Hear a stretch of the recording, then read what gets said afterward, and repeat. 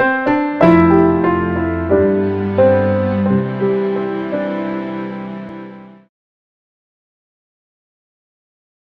cursistas! Eu sou a professora Mariana Rodrigues e essa é a nossa videoaula do módulo do Público e Privado na Gestão Pública.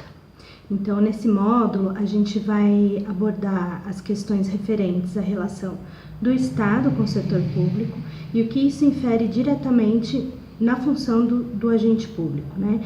Então, principalmente nós vamos discutir a dicotomia entre o público e o privado, é importante que vocês compreendam isso nesse módulo. Quais são as prerrogativas do poder público sobre os agentes privados e a relação do Estado com o servidor público.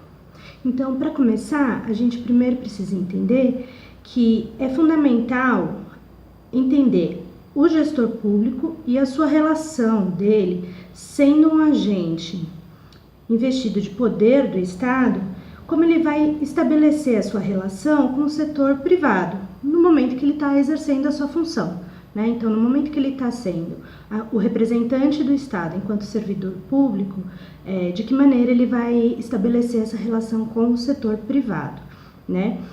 Essa relação ela pode ser mais ou menos frequente, depende da área de intervenção do Estado, mais especificamente na área da saúde, isso é bem frequente, né? Existe um limite bem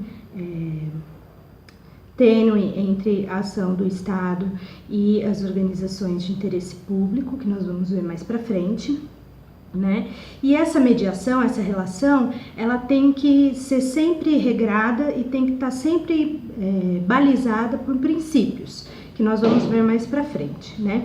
Então, o conjunto de normas que rege a relação do poder público com o setor privado, ele não foi criado para dificultar a ação do gestor público, mas sim para garantia do interesse público nas relações. Então, acima de tudo, o que é importante compreender nessa diferenciação entre público e privado é garantir o interesse público, né, nessas relações que o Estado estabelece com os agentes privados e que são custeadas pelo dinheiro do contribuinte, né? Então, é bom que tenha isso muito explícito ao longo do módulo para a gente compreender, né? Então, a gente precisa compreender, para entender essa relação, o primeiro ponto que a gente precisa compreender é o que é a esfera pública e o que é a esfera privada. Então, no nosso material, a gente tem algumas conceituações e isso pode, e conforme a autora apresenta, essa relação ela pode se estabelecer mais intensamente em determinado momento, menos intensamente em determinado momento. Então, existem autores que trazem que essa relação ela se estabeleceu antes da era capitalista e tem autores que estabelecem que isso advém apenas na era capitalista, né? É importante a gente entender que tudo aquilo que está na esfera pública deve necessariamente estar fora da esfera privada, né? Então, o que se situa na esfera pública não pode estar contido na esfera privada. E isso é uma dicotomia, né? A gente, ao longo da história, a gente entende a dicotomia aqui, ao longo da história, a gente entende que nem sempre isso acontece dessa forma, né? Essa dicotomia, ela é difícil de diferenciar, né? Então, como eu disse, alguns autores apontam que essa relação ela se iniciou na antiguidade e outros que é uma divisão que aparece em sociedades capitalistas por conta da necessidade das novas políticas, dos novos pensamentos e as novas teorias sociais e políticas que aparecem, né? O mais importante para a gente entender nesse momento, que o conceito que nós vamos utilizar aqui, nesse módulo, entre esfera pública e esfera privada, é que essa divisão ela foi estabelecida e é convencionada pela sociedade em determinados momentos históricos. Então, a construção da esfera pública é o resultado de uma convenção social, né? Então, a sociedade, as partes da sociedade, incluindo o Estado, determinam em que determinado momento histórico aquilo se situa na esfera pública e aquilo se situa na esfera privada, né? Então, por exemplo, a gente tem, citando um exemplo, a gente pode pensar a educação, né? Que por muito tempo ficou contida apenas como uma esfera pública, ou seja, era uma obrigação do Estado prover uma educação de qualidade. E hoje em dia a gente tem diversas outras formas de receber educação dentro da esfera tanto pública quanto privada, né? Então, as novas universidades, ainda temos universidades públicas, mas as universidades privadas, as novas formas de interagir e de fornecer este serviço como educação, é um dos exemplos, né? Então, pensando, né, voltando ao nosso conceito, a gente tem que entender que o que vai integrar a esfera pública é tudo aquilo que uma coletividade, e não apenas uma parte dela, vai pactuar, explícita ou implicitamente, de ser de interesse comum, né? Então, como eu dei o exemplo da educação, a sociedade em determinado momento entende que é de interesse comum que a educação seja provida pelo Estado, né? E em determinado momento a sociedade entende que é de interesse comum que outras organizações possam prover a educação, né? Então, a partir desse exemplo e desse conceito, a gente entende que há uma fluidez entre o público e o privado, né? Não há uma separação absoluta, porque ela está contextualizada em determinado momento histórico e o determinado conceituação do que é público e privado, né? Então aí a gente conclui que não há nada que seja intrinsecamente público nem intrinsecamente privado, já que essa definição ela advém de uma convenção coletiva entre as partes, né? Mas o que a gente define como público e privado hoje, né? A diferença da esfera pública para a esfera privada é que a pública é a agência do Estado, onde o Estado propõe serviços e instituições e organizações para alcançar o bem comum. E a esfera privada, ela é do âmbito da sociedade civil. Essa sociedade civil pode estar organizada ou não, visar o lucro ou não. Os cidadãos estão na esfera da sociedade civil e tudo isso faz parte da esfera privada, né? Então, a esfera pública, o Estado, a esfera privada, a sociedade civil. Essa é uma questão central, né, na nossa disciplina, compreender essa separação e o que cabe em cada esfera, né? Então, nessas esferas, a gente tem o direito público e o direito privado, né, que vão reger essas relações. Então, na esfera do direito privado, que rege a sociedade civil e todas essas convenções entre as partes da sociedade civil e que não age diretamente na esfera pública, como a gente pode definir isso, né? Então, o direito privado, ele prevê tudo aquilo que não é proibido por lei. Então, é muito importante que vocês entendam que se não for proibido por lei, as partes que estão dialogando e entrando em um contrato no âmbito do direito privado podem se organizar e definir o que é mais interessante para cada um, né? Então, existe uma autonomia, uma liberdade entre as partes. É possível criar direitos a partir do que não está proibido pela lei para alcançar uma igualdade entre as partes, né? E, de novo, quem é que faz parte? A sociedade civil, as administrações privadas, as ONGs, os cidadãos e tal.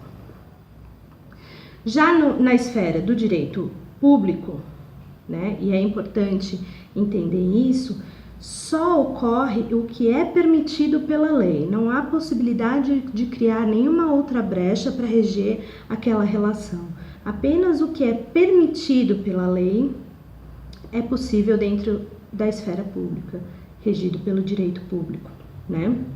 Então, todas as relações são estabelecidas na lei e devem ser publicizadas, né? Porque há o princípio da publicização e da transparência, né? Então, no público, os direitos são coletivos e indisponíveis para atingir o bem comum, né? Para atingir o interesse público, que é o que rege todas as ações do Estado, como a gente viu na disciplina passada.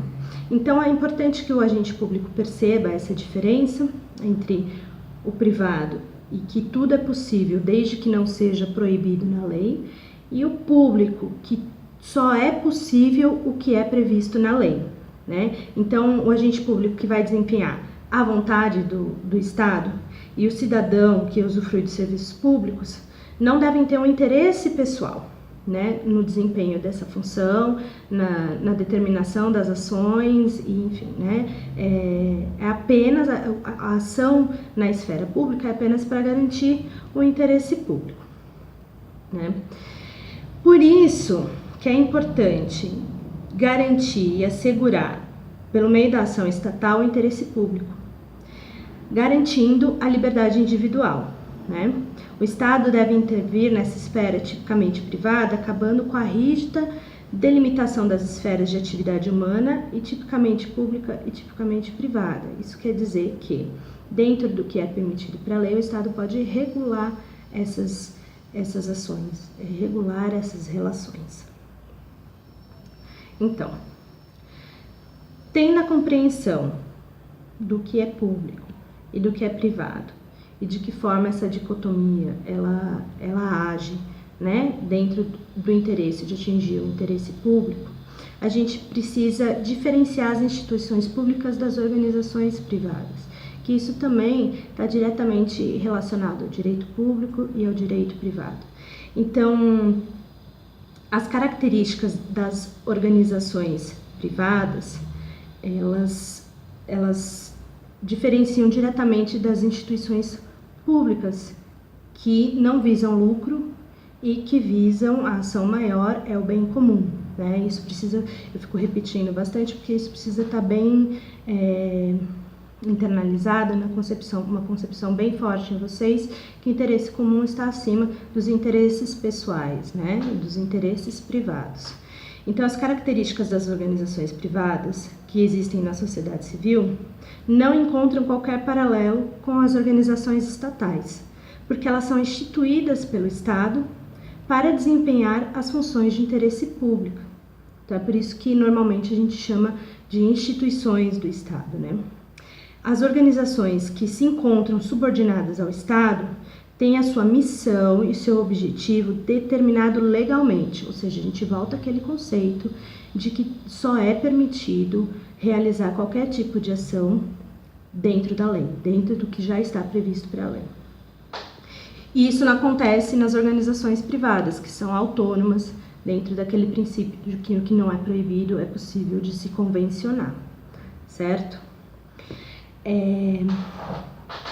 Para entender essas instituições públicas, a gente traz aqui um conceito de administração pública e de gestão pública, que é a administração direta e indireta, né? Então, a gente tem na administração direta, no nosso material, a gente tem 2 quadros que são bem interessantes para vocês avaliarem e perceberem a função, o que é e a função de cada exemplo que lhe dá. Então, é importante que vocês revisem o material para compreender, né? Mas a administração direta, ela é constituída pelos ministérios regulares, extraordinários, as secretarias executivas, as consultorias jurídicas, como a Advocacia Geral da União, secretarias específicas de direitos humanos, Ministério da Saúde, os departamentos, as coordenações e as divisões, tá? Então, apesar dessas diferenças entre as organizações públicas, as instituições públicas e as organizações privadas, a gente pode perceber que existe uma área de diálogo e uma influência mútua, né, entre uma e outra. De novo, a gente volta para aquela fluidez das barreiras entre o público e privado. É importante que vocês fixem isso, porque é um conceito importante na parte da administração, tá? Então, depois que a gente compreende a esfera pública da esfera privada, o direito público e o direito privado, e quais são as organizações e instituições que estão situadas em cada uma delas, a gente passa a entender quais são as prerrogativas e os poderes do Estado, né? Então, essas instituições públicas, elas têm diversas prerrogativas, sempre baseadas em princípios para atingir o bem comum, e essas prerrogativas agem diretamente em relação aos agentes privados, né? Numa lógica assimétrica, né? O Estado está sempre em um patamar acima porque justamente, como a gente viu diversas vezes até aqui, ele é o detentor do interesse público e todas as suas ações estão visadas ao interesse público, e a sociedade civil, as agências privadas podem agir, devem e buscam agir pelos interesses próprios, né? Então é uma relação assimétrica, né? Então a prerrogativa mais importante, e aí é por isso que ela é desigual, é que o Estado ele pode agir unilateralmente, porque é só o Estado, somente o Estado, que age para o interesse público, né? Atuando em cima de outros agentes privados, defendendo os interesses públicos. Então, a prerrogativa do Estado é de produzir leis, agir sobre a propriedade privada, instituir serviços públicos. É uma prerrogativa do Estado utilizar todo esse aparato para atingir o bem público, o que não acontece na iniciativa privada, né? Então, a gente entendendo essas instituições e esse poder de criar esses mecanismos, divisões, departamentos para o alcance do poder público, é importante a gente compreender a relação entre o Estado e o servidor público que está alocado nessa instituição, porque o servidor público ele vai estar trabalhando e desempenhando uma função específica determinada para ele dentro dessas instituições, nessas concepções e esferas que a gente viu até agora. Então é importante a gente compreender que a relação que o Estado estabelece com seus servidores, e aí em todas as esferas, seja federal, estadual, municipal, é de natureza distinta da relação que se estabelece entre empregador e empregados no setor privado, nas empresas privadas, né? E essa relação ela se dá através da forma de contratação, da forma de demissão, a garantia de direitos, ela se dá totalmente diferente e distinta das relações que se dão entre empregador e empregado numa organização privada, né? No setor privado, os empregadores e os empregados estabelecem entre si quais são as relações contratuais, né? Qual vai ser a relação no exercício daquela função, garantindo, né, os direitos e liberdades de cada um, né? No setor público, a relação que se estabelece entre Estado e servidor é de representação. E aí é muito importante vocês entenderem esse contato, esse conceito. O servidor público, ele representa, ele é um agente do Estado, ele representa o Estado na ação para alcançar o bem comum. Então, o servidor público, ele não é outra coisa a não ser um agente do Estado, um agente do poder público, né? E o que são os agentes de poder público, né? Como que nós podemos definir essas pessoas que são representantes do Estado no exercício da sua função?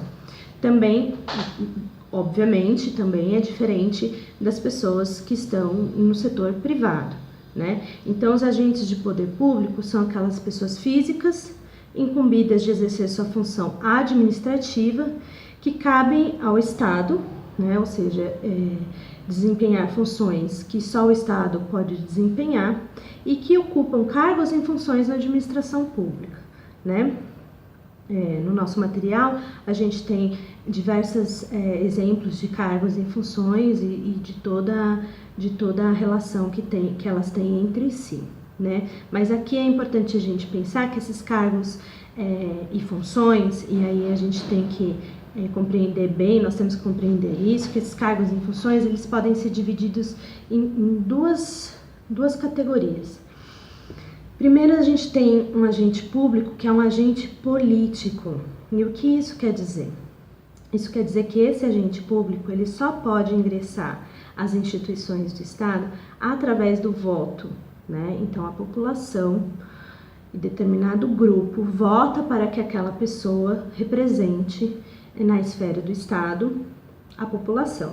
Então, esse agente político ele só pode ser contratado ou só pode exercer a sua função de agente público mediante ao voto a uma eleição, né? Então, e aí, obviamente, a gente tem presidentas, presidentes, senadoras, senadores, vereadores, prefeitas, prefeitos, enfim. Essas são as pessoas que são consideradas agentes públicos políticos, né? E a gente tem um agente público com uma forma de contratação diferente, que são os servidores públicos, os funcionários públicos, que não são políticos, mas são funcionários públicos que agem na administração, né, exercem as funções dentro da administração pública e que a forma de contratação é muito diferente dessa do voto. Então, geralmente geralmente é contratado através de concurso público, né? Concurso público, publicizado, transparente, para determinada função, né? Cada concurso tem as suas regulamentações, porque as funções são diferentes, mas é sempre através de um concurso público.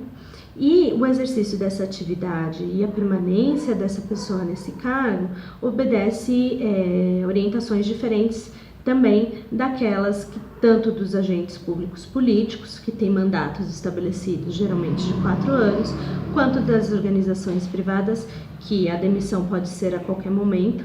O agente público, ele precisa passar além do concurso, ele passa por um estágio probatório e a partir disso ele tem uma série de garantias que ditam a estabilidade dele nesse emprego, né? Então, para ser exonerado, ele precisa passar por um processo administrativo, precisa ter toda uma investigação acerca da causa dessa demissão, né, dessa exoneração. Caso contrário, a estabilidade dentro das instituições públicas ela é garantida até o momento de você se aposentar, dessa pessoa se aposentar. Então, isso também é importante. A forma de contratação e de permanência do agente público no exercício das suas funções administrativas na esfera pública é diferente, né? É preciso que vocês tenham isso muito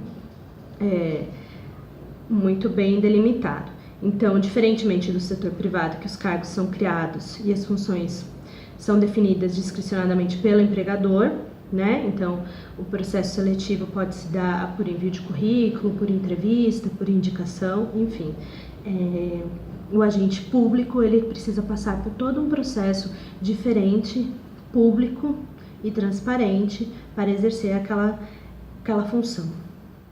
Tendo esse entendimento entre agente público político eleito e com mandato definido e agente público, o servidor público que passou pelo concurso e que tem todas as outras prerrogativas de exercício de função, eu gostaria que vocês compreendessem bem profundamente que, como qualquer cidadão, o funcionário público, seja de qualquer nível, federal, estadual, municipal, ele pode votar, né, para escolher aqueles agentes públicos políticos da forma como ele bem entender, de acordo com as suas concepções políticas e partidárias, né?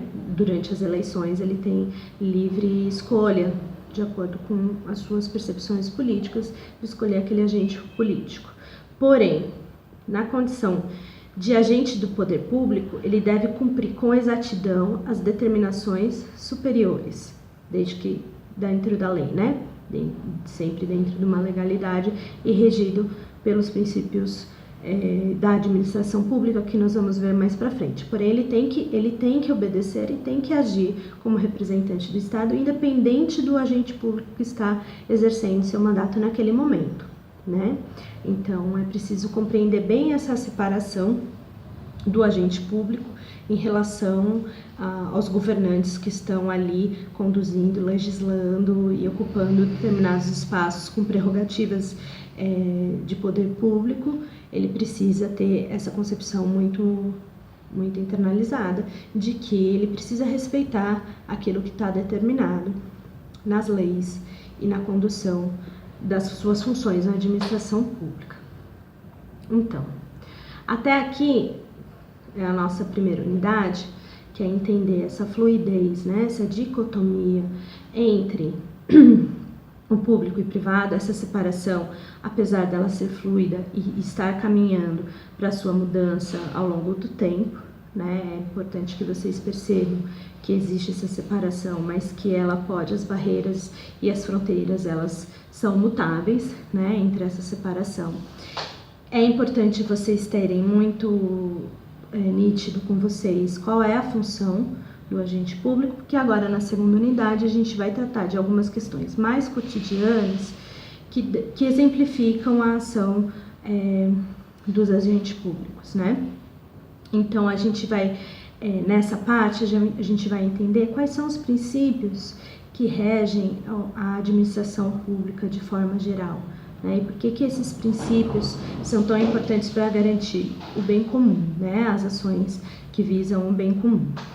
Então, para assegurar a coerência da ação do Estado, exercida por uma pluralidade de instituições e agentes públicos políticos que desempenham funções específicas e interagem com os mais diversos públicos, é importante que se estabeleceu, né, foi importante e se estabeleceu dentro do âmbito do direito alguns princípios básicos para orientar esses atos da administração pública em qualquer circunstância. Então, esses atos, esses princípios, eles balizam todo e qualquer ato em qualquer circunstância, né? Então, o agente público tem que ter muito nítido no exercício da sua função quais são esses princípios, né? Eles regem todas as ações dos agentes públicos na representação do Estado, né? Então, quais são os princípios que regem a administração pública, né? Nós temos o princípio da legalidade, da impessoalidade, da moralidade, da publicidade e, mais recentemente, no ano de 1998, foi incluído mais um princípio que é o da eficiência. Então, nós vamos conversar um pouquinho sobre cada um desses princípios agora, né? O princípio da legalidade, como o próprio nome diz, ele significa que todos os atos dos servidores públicos no exercício das suas funções devem ser realizados em conformidade com a lei, né? Então, a gente volta naquela questão de que toda ação, todo serviço, todo benefício e toda e qualquer ação do Estado e dos agentes públicos representando o Estado tem que estar de acordo com a lei. Não é possível achar uma brecha para atuar e para exercer qualquer outra função que não esteja na lei, né? Então, esse é o princípio da legalidade. O princípio da publicidade é o caráter do que é feito em público, em nome do público, ou seja, né, dar visibilidade e transparência às decisões e ações que são de responsabilidade pública, né, que são os atos dos agentes públicos. Então, todo e qualquer processo de licitação, por exemplo, ele tem que ser transparente, toda e qualquer medida ela tem que ser transparente. Para comprar uma caneta, você tem que publicizar indiscriminadamente esse ato, né? Então, esse é o princípio da publicidade que visa a transparência, para que todo cidadão possa ir lá conferir se as ações do Estado estão mesmo direcionadas para o interesse do bem público, né? A partir daí, a gente tem o princípio da impessoalidade. Esse princípio está muito ligado ao princípio da moralidade, que eu acho que a gente tem que discutir um pouco mais esses dois princípios, que eles são determinantes para a ação do agente público, né? É preciso que isso esteja muito nítido para todo o agente público. Então, o princípio da impessoalidade é a característica que torna as ações dos servidores públicos independentes de qualquer particularidade. Ou seja, não importa a minha crença política partidária, não importa a minha vinculação religiosa, não importa os meus costumes e tradições familiares, no exercício da minha função, naquele momento em que eu estou exercendo a minha função, eu preciso me balizar no princípio da impessoalidade, ou seja, nada disso importa naquele momento em que eu estou exercendo a minha função enquanto agente público, né? Eu não posso trazer os meus princípios, vontades e valores para o exercício da minha função, né? E esse princípio está diretamente ligado ao princípio da moralidade, né? Que está relacionado aos princípios éticos e filosóficos que regem as democracias modernas e que se aplica, seja de modo absoluto para qualquer tempo ou lugar, ou seja, não importa em que momento nós estamos da nossa civilização e do nosso contexto político, seja referência às ações e grupos ou pessoas determinadas. Ou seja, tem que se balizar pela equidade, né? Todas as minhas ações têm que estar vinculadas a esse princípio. Então, eles parecem princípios iguais, mas eles são diferentes, né? A moralidade, ela diz respeito a uma coisa mais ampla do que está sendo regido na nossa sociedade. E a impessoalidade diz explicitamente sobre a minha condução pessoal não se sobrepor à minha condução enquanto funcionária pública, né? Então, esses dois princípios, eles estão muito ligados na relação ética, né? Então, é importante perceber a diferença entre a ética e a moralidade, né? A ética, ela se refere ao comportamento esperado dos indivíduos enquanto membros de uma determinada organização, instituição, categoria profissional. Ela normalmente está estabelecida em códigos, né? E a moral, ela diz respeito ao comportamento esperado de qualquer indivíduo e não necessariamente ela está escrita. Então, qualquer indivíduo que esteja vivendo em sociedade, existe uma moral esperada dele, né? Então, o que a gente pode entender como um código de ética, né? Uma atitude ética. Então, a gente tem aí alguns códigos, como o Código da Assistência Social, o Conselho Federal de Psicologia tem seu código também, né? O grupo de psicólogos tem seu código também, e nesse código está escrito explicitamente o que fazer e o que não fazer, isso enquanto categoria profissional, né? Enquanto agente público, eu vou pensar na moralidade, ou seja, de que é esperado de mim que eu não aja de uma forma impessoal, que eu aja de uma forma impessoal e baseada na moral. Então, um exemplo muito explícito. Nós temos uma lei que garante em alguns estados o uso do nome social. O nome social é o nome dado às pessoas travestis e transexuais, que não é necessariamente o nome civil, de registro civil, não é o nome que foi dado ao nascer, mas é o nome que aquela pessoa utiliza na sociedade a partir do momento em que ela tem uma outra identidade de gênero. Então, a partir do momento que ela se identifica como transexual, ela tem um nome, né? E nós temos alguns estados que têm legislações que em todos os espaços públicos é obrigatório que os agentes públicos tratem as pessoas travestis e transexuais pelo nome social, ou seja, o nome que elas apresentam, né? Então, você é lá um agente de um posto de saúde, né? E você vai receber uma pessoa que vai passar pelo atendimento. Essa pessoa é travesti e transexual, digamos que é uma mulher transexual, né? E aí ela vai passar pelo atendimento, você pede o documento dela e no documento está escrito João. E o que você vai dizer?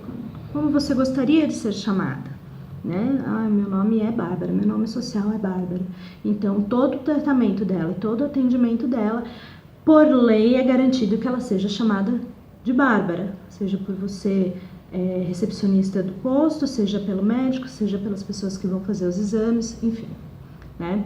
Isso independe do que você acha correto ou justo, baseado nas suas concepções religiosas, políticas, familiares.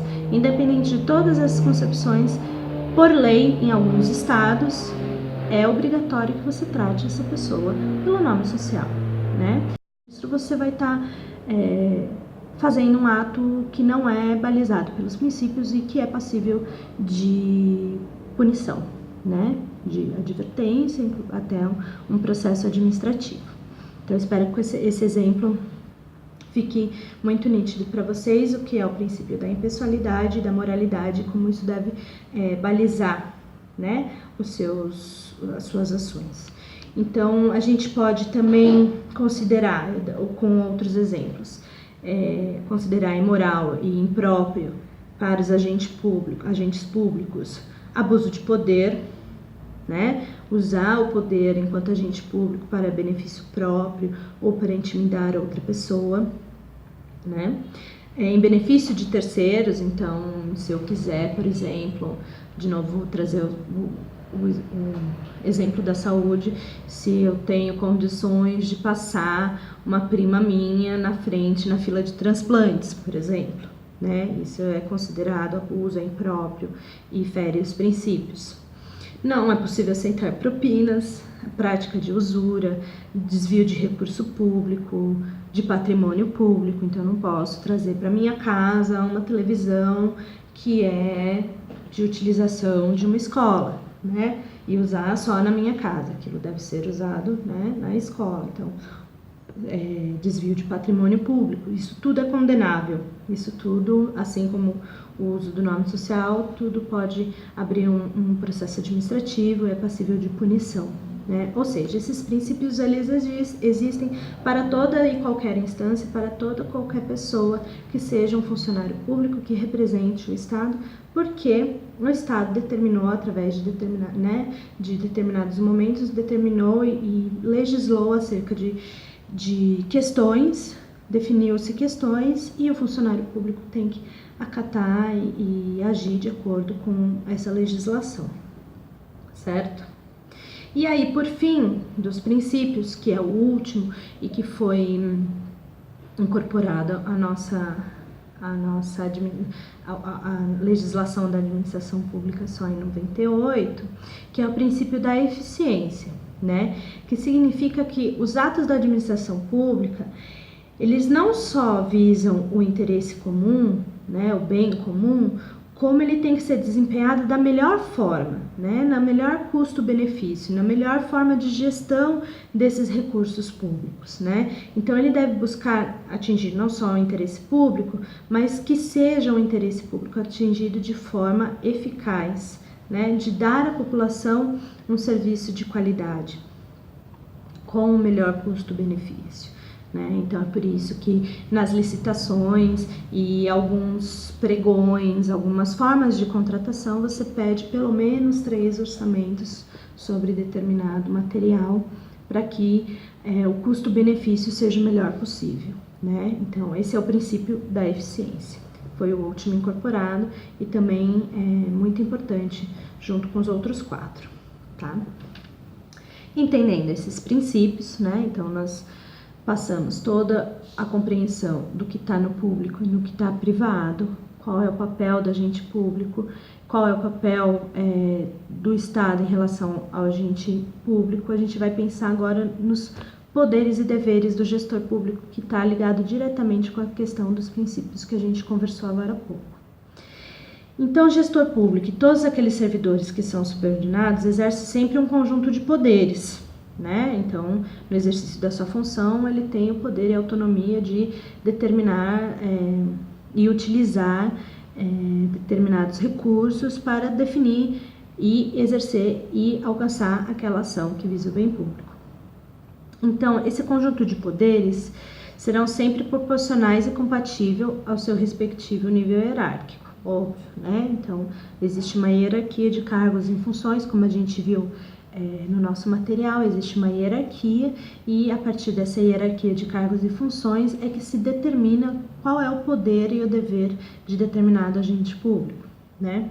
Os servidores da administração pública mantêm uma conduta compatível com os interesses do Estado e é por isso que essa hierarquia ela é instituída, certo? Então, apesar, né, do agente público ser uma representação do Estado e isso está diretamente ligado ao fato dele ter poder de executar determinadas ações visando o interesse público na representação do Estado, existem alguns deveres que o agente público está submetido, né? Então, dever de agir, de prestar contas, da eficiência e da probidade, ou seja, a ação ela deve estar conduzida sempre baseada na transparência e na eficiência e também tem que estar sempre relacionado à lei que está regendo aquela função e aquela determinada ação, né? Aquele determinado serviço. E aí a gente entra quase na parte final aqui da nossa unidade, que tem a ver com os contratos do setor público com os agentes privados, né? Então, como a gente viu ao longo dessa disciplina, o Estado frequentemente recorre à iniciativa privada para adquirir bens, serviços e desempenhar funções, né? Então, de novo a gente volta para aquela relação, aquela linha das fronteiras entre o público e o privado, quando o Estado faz um contrato com um serviço privado para conseguir algum produto, algum serviço, alguma ação, né? Então, Diferente do setor privado, em que eu posso definir para minha empresa qual é a empresa que eu posso contratar para fazer uma ação de marketing, por exemplo. No setor privado, essa definição, essa contratação, ela não ocorre de forma aleatória, assim como a contratação dos agentes públicos, né? É imprescindível que vocês estejam cientes das formas de contratação, como elas ocorrem no serviço público, porque não que necessariamente vocês tenham que conhecer com profundidade e detalhamento as leis de licitações, mas vocês precisam conhecer o mínimo, né? Porque essa lei de licitações, todo esse arcabouço de legislação, ela rege toda a contratação e diz de qual a responsabilidade dessa contratação, né? Então, é preciso que vocês entendam como funciona a lei de licitações, qual o tipo de licitação, qual é o tipo de contrato, se é pregão, se é consulta pelo menor preço, né? Isso é importante que vocês entendam. Nem todo agente público no exercício da sua função vai estar atuando diretamente no processo de contratação, mas de alguma forma ele pode ser aquele agente que aplica aquele serviço e que distribui aquele material. Então é importante conhecer essas formas de contratação, né? E caminhando para o final e para uma discussão mais intensa do que é público e privado, é importante a gente pensar um pouquinho na relação do público-privado e a emergência do terceiro setor, né? Do que a gente chama de terceiro setor. Então, na nossa democracia, na história da nossa Constituição, enquanto país, enquanto Estado, e no mundo todo, não só no Brasil, mas no mundo todo, nós tivemos algumas separações para pensar essas relações. Então, ficou-se convencionado que o primeiro setor seria o Estado, né? Então, todas as relações de serviços e busca do bem comum, elas estão necessariamente dentro do setor do Estado, que é considerado o primeiro setor, né? O segundo setor é a iniciativa privada, né? Então, de novo, o público e o privado, né?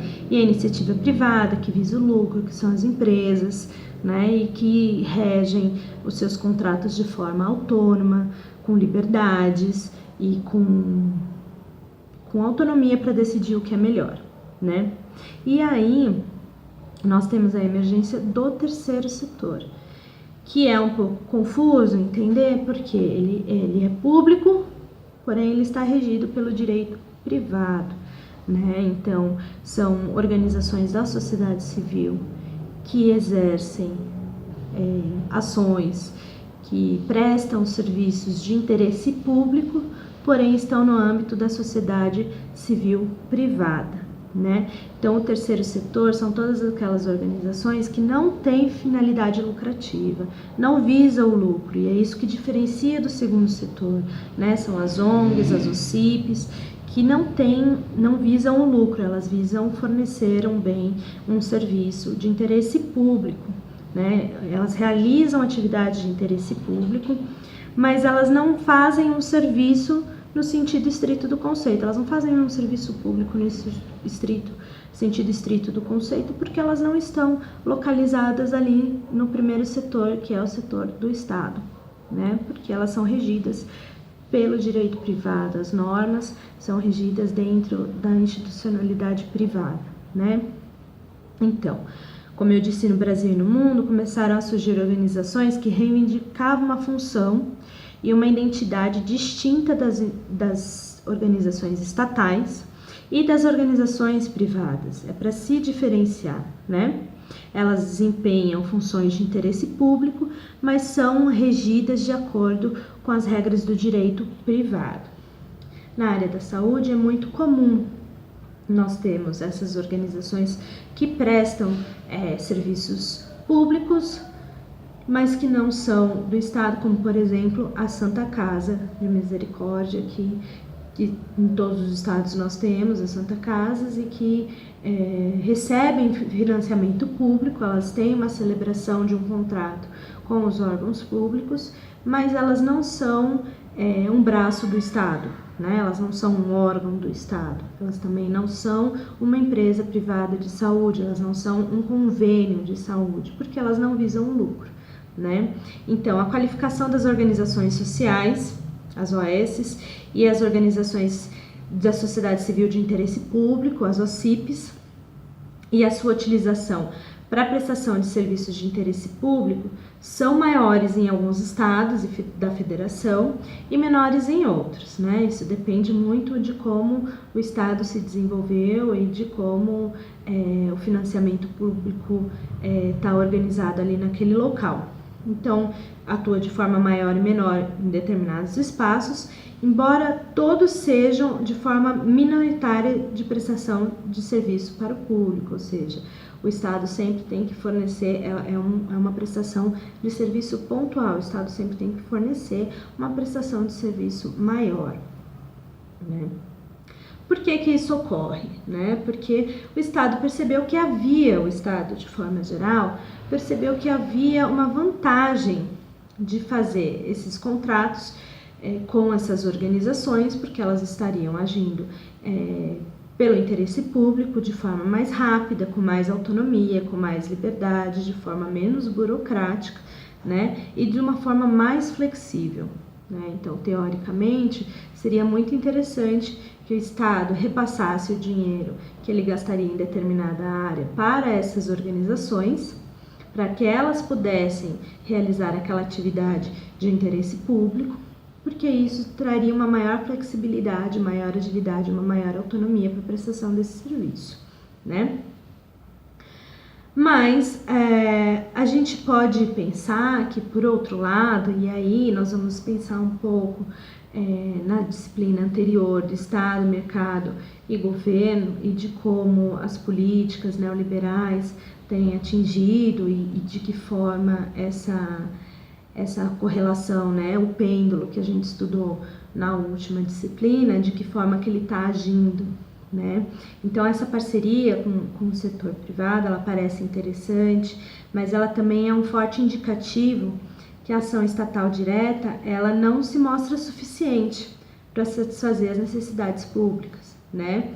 Ela pode significar o enfraquecimento da ação do Estado, né? Ela pode significar uma ingerência, em certa medida, do processo burocrático, né?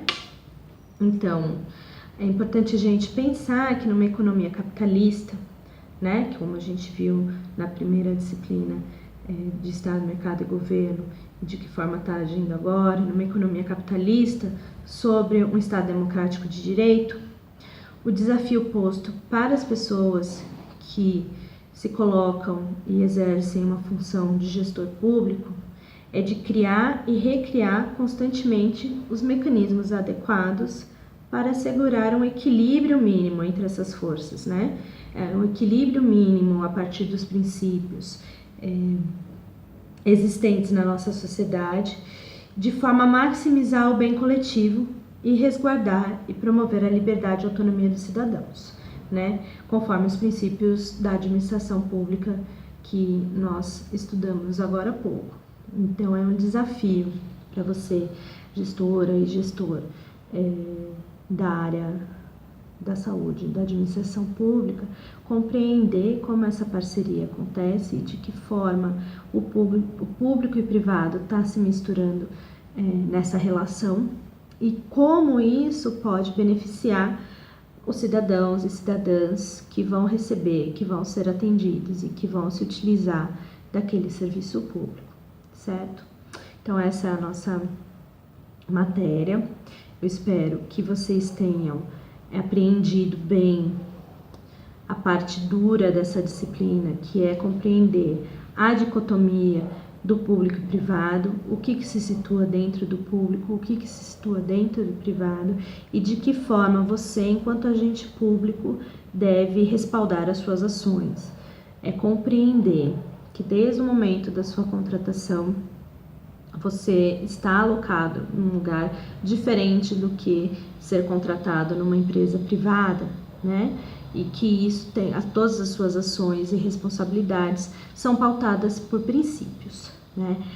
Tendo compreendido esses conceitos, vai ficar muito mais tranquilo, mais fácil compreender as matérias e as disciplinas que estão mais relacionadas à área da saúde. Então, leiam todo o material, procurem responder as atividades, articulando tudo o que foi aprendido na primeira disciplina de Estado, né, as concepções teóricas e filosóficas que nós discutimos na primeira disciplina, e de que forma ela está diretamente vinculada no exercício da gestão, né? Então, leiam o material, se houver dúvidas, utilizem o fórum. Nós vamos ter mais pelo menos 4 atividades que vão delimitar muito bem quais são as instituições públicas e de que forma elas se diferenciam das organizações privadas. Nós vamos trabalhar também a questão da incidência do Estado sobre o servidor público, baseado nos princípios, e eu espero que essa disciplina tenha sido muito proveitosa para vocês, como foi para mim. É isso, muito obrigada e até a próxima.